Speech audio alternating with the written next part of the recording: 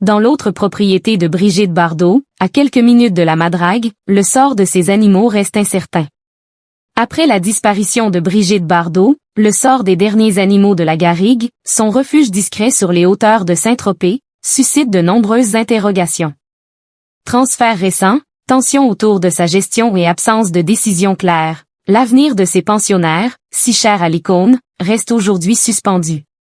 Si la Madrague reste le lieu le plus emblématique de Brigitte Bardot, un autre endroit, bien plus discret, occupait une place essentielle dans sa vie, la garrigue.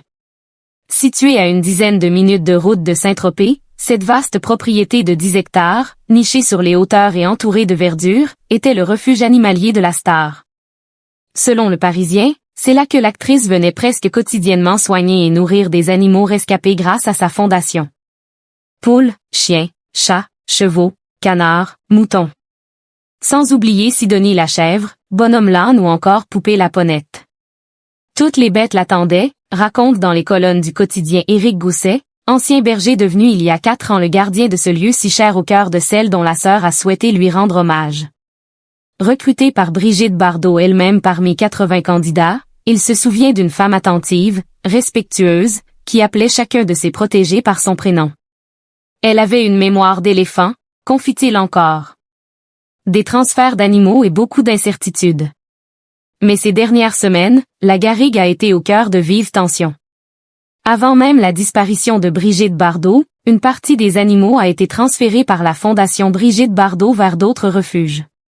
Une décision justifiée, selon un communiqué, par une défaillance du gardien de la garrigue, constatée par des vétérinaires, ce que l'intéressé conteste fermement.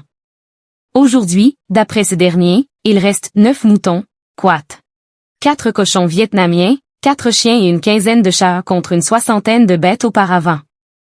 Vu comme c'est parti, il ne va plus rien rester à la garrigue alors qu'il y a le potentiel, ici, pour en accueillir, regrette Éric Gousset, ajoutant que Brigitte voulait mourir au milieu de ces animaux. Reste désormais à savoir ce que deviendra ce refuge si cher à l'icône.